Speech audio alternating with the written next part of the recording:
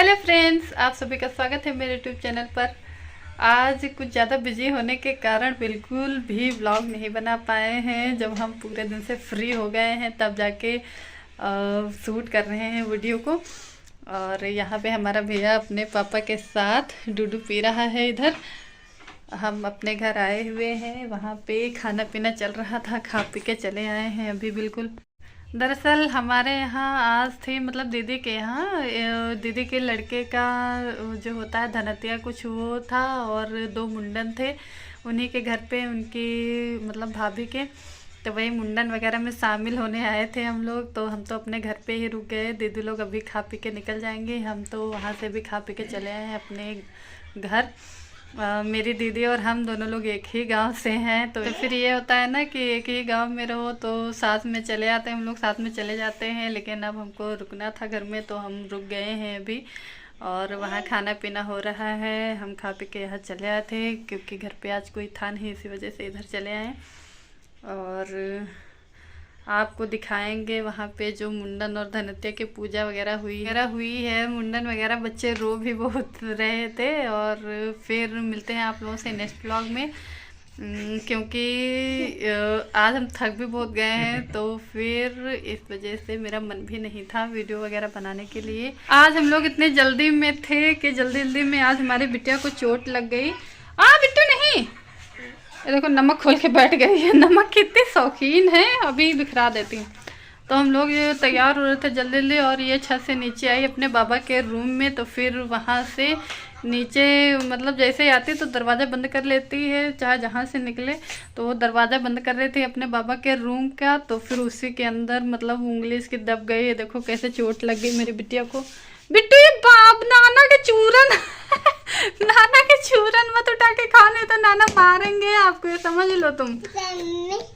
हाँ सुनो, चोट दिखा दो मेरा बच्चा। ये देखो मेरे भैया के चोट लग गई है ना भैया, बहुत तेज चोट लगी थी। पूरा मतलब इतनी तेज उंगली दब गई है कि क्लॉटिंग हो गई है वहाँ पे।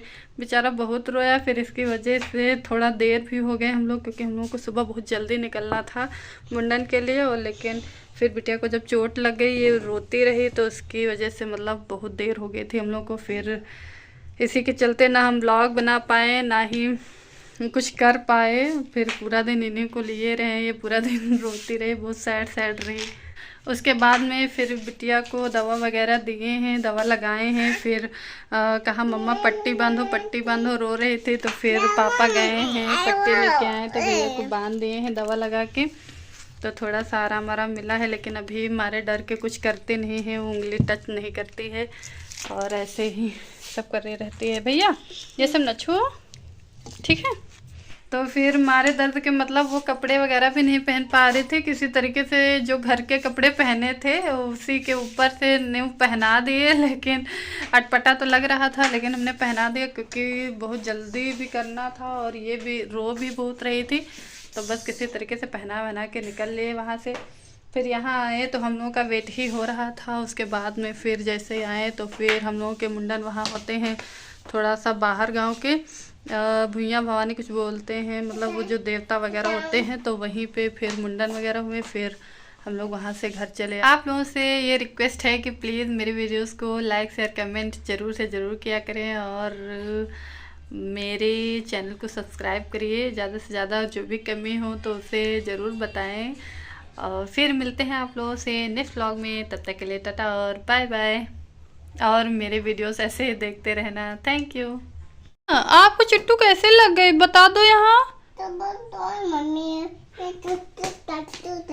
चुट्टू लग गई, हमारे भैया की उंगली में पट्टी बांधे, देखो खून भी निकला था, क्लॉटिंग हो गई है, मतलब बह नहीं पाया तो वहाँ पे क्लॉट हो गया है।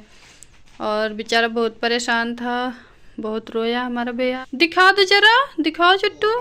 और ये मेरे बच्चे को चुट्टू लग गई है, बहुत तेज की चुट्टू लगी थी।